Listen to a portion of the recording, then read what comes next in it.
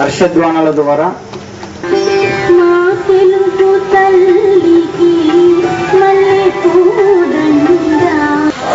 రైతుగా పాల ఉత్పత్తిదారుడుగా బాధ్యతలను నిర్వర్తించదనియు భారతదేశ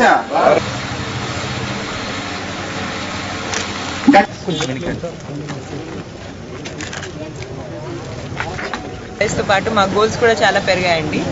పోయిన సంవత్సరం కంపెనీ రెవెన్యూ 2380 కోట్ల రూపాయలు.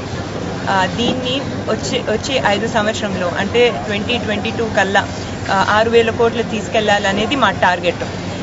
ఇది జరపడానికి మేము మార్కెటింగ్ మీద ఎక్కువ దృష్టి పెడుతున్నాము. అదే కాకుండా ఇప్పుడు హెరిటేజ్ బ్రాండ్ అనేది క్వాలిటీ మిల్క్ కోసం ఆల్రెడీ ఎస్టాబ్లిష్ అయిందండి. ఆ బ్రాండ్ని చాలా పాజిటివ్గా వాడుకోవటం కూడా చాలా ఇంపార్టెంట్.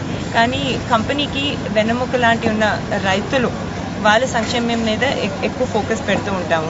ఇప్పుడు చూసుకుంటే హెరిటేజ్ ద్వారా నారా లోకేష్ గారు హెరిటేజ్ రైతు సంక్షేమ నిధి అనే స్కీమ్ని ఒక ప్రోగ్రామ్ని మొదలు పెట్టడం జరిగింది. దాని ద్వారా రైతులకి ఒక ఇన్సూరెన్స్ ప్రోగ్రామ్ ఇవ్వడం జరిగింది.